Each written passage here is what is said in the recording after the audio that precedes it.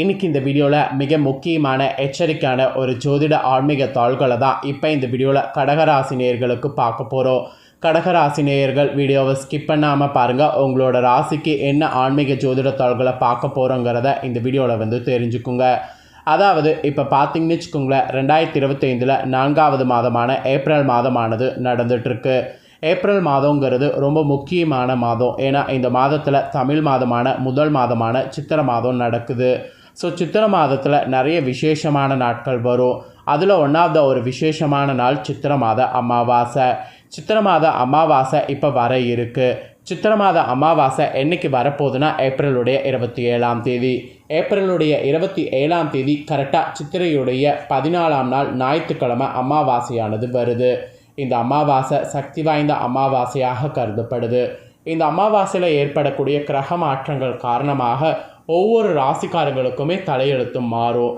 அப்படி மாறக்கூடிய தலையெழுத்தை அந்தந்த ராசிக்காரங்க தெரிஞ்சு பலனடையணுங்கிறதுனால ஒவ்வொரு ராசிக்கும் என்ன தலையெழுத்து மாறும் அப்படிங்கிறத ஷேர் பண்ணிகிட்ருக்கேன். அதில் இன்றைக்கி இந்த வீடியோவில் கடக ராசிக்காரங்களுக்கு ஷேர் பண்ண போகிறேன். இந்த வீடியோ கடக ராசிக்காரங்களுக்கு ரொம்ப யூஸ்ஃபுல்லாக ரொம்ப இன்ட்ரெஸ்டாக இருக்கும். ஸோ கடக ராசிக்காரங்க வீடியோவை ஸ்கிப் பண்ணாமல் பாருங்கள். உங்களோட ராசிக்கு இந்த அமாவாசையில் என்ன மாதிரியான தலையெழுத்து மாறப்போகுதுங்கிறத தெரிஞ்சு அதற்கேற்ப நடந்து பலன் பெறுங்க. இந்த அமாவாசை சாதாரண அமாவாசை கிடையாது. சித்திரை மாதம் தமிழ் மாதத்தில் முதல் மாதத்தில் வரக்கூடிய முதல் அமாவாசை இந்த அமாவாசை. இந்த அமாவாசையில் சக்தி வாய்ந்த ஒரு இது நடக்க போகுது. அதனால் ஒவ்வொரு ராசிக்காரங்களுக்குமே விஸ்வரூப மாற்றங்கள் ஏற்படும்.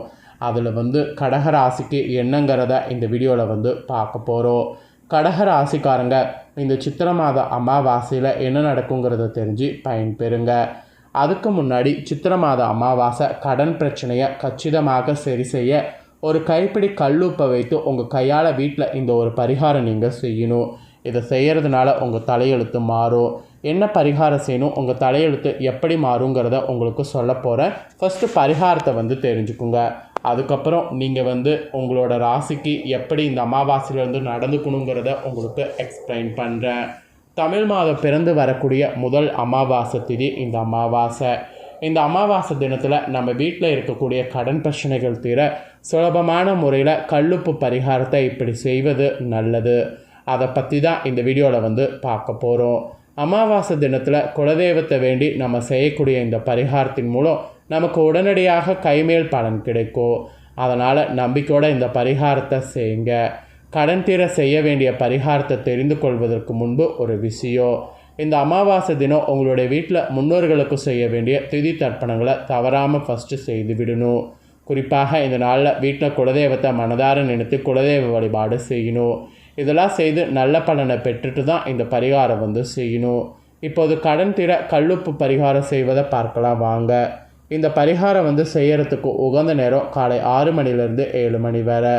அப்படி இல்லைனா இந்த பரிகாரத்தை இந்த நேரத்தில் செய்ய முடியலனா அதே நாளில் மாலை 6 மணிலேருந்து 7 மணி வரை டைம் இருக்குது. இந்த நேரத்துலையாவது பரிகாரத்தை செய்யுங்க. இந்த 2 நேரத்தில் ஏதாவது ஒரு நேரம் பரிகாரம் செய்து முடித்திடுங்க. ஃபஸ்ட்டு ஒரு மஞ்சள் நிற சதுர வடிவில் இருக்கக்கூடிய துணியை எடுத்துக்கொள்ளுங்க.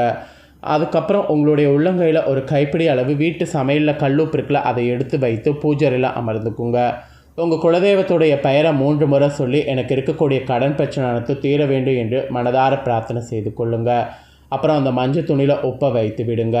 ஒரே ஒரு பிரியாணி இலையின் மேல் உங்களுடைய கடன் தொகையை எழுதிவிங்க. அந்த கடன் பிரச்சனை சீக்கிரம் தீர வேண்டும் என்று எழுதுங்க. இப்போ உதாரணத்துக்கு 50,000 கடன் இருக்குன்னா சீக்கிரம் அடைய வேண்டும் என்று எழுதி அந்த பிரியாணி இலையை கல்லுப்போடு வைத்திடுங்க. இதோடு ஒரு வசம்பு துண்டு வைங்க. இதெல்லாம் அந்த மஞ்சள் துணியில் வைத்ததுக்கு பின்னாடி மஞ்சள் துணியை ஒரு நூலால் முடிச்சு போட்டு கட்டி கொள்ளுங்க. கட்டினதை உங்களுடைய நிலைப்பு ஆசைப்படி இருக்கல அதோடைய வெளிப்பக்கத்தில் கட்டி விடுங்க. அவ்வளோதாங்க. இதை இந்த மாதம் அமாவாசையில் செய்துட்டிங்கன்னா அடுத்த மாதம் அமாவாசை வரும் வரைக்கும் இருக்கட்டும். அடுத்த மாதம் அமாவாசை வரும்போது மஞ்சள் துணிக்கு உள்ளே இருக்கக்கூடிய உப்பை மட்டும் எடுத்து தண்ணீரில் கரைக்கணும். தண்ணீரில் கரைக்கும் போது உங்களுடைய கடன் கரைவது போல் எண்ணிக்கொண்டே உப்பை கரைத்து விடணும். ஆக்சுவலி ஒவ்வொரு மாதம் அமாவாசை வரும்போது பழைய உப்பை தண்ணீரில் கரைத்து விட்டு புதிய உப்பை அந்த மஞ்சள் துணியில் வைத்து மஞ்சள் துணியில் இருக்கக்கூடிய மற்ற பொருட்களை எல்லாம் அப்படியே அந்த மஞ்சள் துணியில் வைத்து நல்ல நிலைவாசப்படியில் இந்த மாதிரி கட்டி வரணும். இதெல்லாம் செய்திங்கன்னா உங்களுடைய பணப்பிரச்சனைகள் கடற்பிரச்சனைகள் கூடிய விரைவில் ஒரு தீர்வானது கிடைக்கும். ஸோ இது கடன் பிரச்சனை இருக்கிறவங்களுக்கு மட்டும் கிடையாது, நகைக்கடை இருக்கிறவங்களுக்கு கூட சரியாகும். நகைக்கடை இருக்கிறவங்க இந்த பிரியாணி இலையில் நகைக்கடன் தீர வேண்டும் என்று எழுதி கொள்ளுங்கள். நம்பிக்கையோட இந்த சுலபமான ஒரு பரிகாரத்தை நீங்கள் செய்கிறதுனால நிச்சயமாக நீங்கள் எதிர்பாராத நிறைய நல்ல மாற்றங்கள் உங்கள் வாழ்வில் பார்க்கலாம். ஸோ நம்பிக்கையோடு செய்து நம்பிக்கையோட பலன் பெறுங்க. இவ்வளோ நேரம் பரிகாரம் செய்கிறத பற்றி உங்களுக்கு தெளிவாக எக்ஸ்பிளைன் பண்ணேன். இப்போ உங்களோட ராசிக்கு இந்த அமாவாசையிலேருந்து என்ன மாதிரி நீங்கள் நடந்துக்கணுங்கிறத சொல்ல போகிறேன். கடக ராசிக்காரங்க புனர்பூசம் 4ஆம் பாதம் பூசம் ஆயில்ய நட்சத்திரத்தில் பிறந்தவங்க வீடியோவை ஸ்கிப் பண்ணாமல் பாருங்கள். உங்களோட ராசி நட்சத்திரத்துக்கு என்ன பலன் கிடைக்குங்கிறத தெரிஞ்சு பலன் பெறுங்க. ஃபஸ்ட்டு கிரகநிலை உங்களுக்கு எப்படி அமைஞ்சிருக்குங்கிறத சொல்கிறேன். கிரகநிலை எப்படி அமைஞ்சிருக்குங்கிறத தெரிஞ்சுக்குங்க. தைரிய வீரியஸ்தானத்தில் கேது, அஷ்டமஸ்தானத்தில் புதன் சனி, பாக்கியஸ்தானத்தில் ராகு சுக்கிரன் சூரியன், தொழில் ஸ்தானத்தில் சந்திரன், லாபஸ்தானத்தில் குரு, அயனசைன போகஸ்தானத்தில் செவ்வாய், இந்த மாதிரி கிரகங்கள் உங்களுக்கு வரப்போகுது. அப்புறம் இந்த அமாவாசையில் கிரக மாற்றங்கள் ராகு கேது பயிற்சி புதன் பயிற்சி இருக்குது. ராகு பார்த்திங்கன்னு வச்சுக்கோங்களேன், கரெக்டாக பாக்கியஸ்தானத்துலேருந்து விலகி அஷ்டமஸ்தானத்துக்கு வராரு. கேது தைரிய வீரியஸ்தானத்திலேருந்து விலகி தனவாக்கு குடும்பஸ்தானத்துக்கு வராரு. புதன் பகவான் பாக்கியஸ்தானத்திலேருந்து தொழில் ஸ்தானத்துக்கு மாறுறாரு. இந்த கிரக மாற்றங்கள் இந்த அமாவாசையில் இருக்குது. இதனோட அடிப்படையில் தான் நீங்கள் என்ன பலன்கள் பெறுவீங்களோ அதை ஜோதிடர்கள் கணிச்சிருக்காங்க. அதை நான் உங்களுக்கு இப்போ ஷேர் பண்ணுறேன், தெளிவாக தெரிஞ்சுக்குங்க. எதிர்காலம் நம்ம கையில் என்பதற்கேற்ப எதற்கும் கலங்காத மனமும் எதிர்ப்பை கண்டு அஞ்சாத குணமும் கொண்ட கடகராசி என்பர்களுக்கு இந்த மாத அமாவாசைக்கு பிறகு குடும்பத்தில் ஒற்றுமையானது கூடும். அரசாங்க அதிகாரிகள் வகையில் அனுகூலமான செயல்கள் உங்களுக்கு நடக்கும். அது மட்டும் இல்லாமல் பூமி தொடர்பான விற்பனை தொழில் வாய்ப்புகளை பெற்ற நீங்கள் சுமாரான அளவில் லாபமானது பெறுவதற்கு வாய்ப்பு இருக்குது. பெற்ற புகழோடு புதிய புகழும் உங்களுக்கு சேரும். ஆன்மீக எண்ணங்களில் மன ஈடுபாடு கொள்ளும்போது எதிரிகள் மறைந்திருந்து கெடுதல் செய்வதெல்லாம் உங்களுக்கு இருக்கிறதுனால கொஞ்சம் கவனமாக இருக்கணும். கவனத்தோடு இருந்தீங்கன்னா அதிலிருந்து தப்பிப்பது உங்களுக்கு முடியும். அதுக்கப்புறம் உத்தியோகத்தில் இருப்பவர்களுக்கு சொல்லப்பட்டிருக்கு.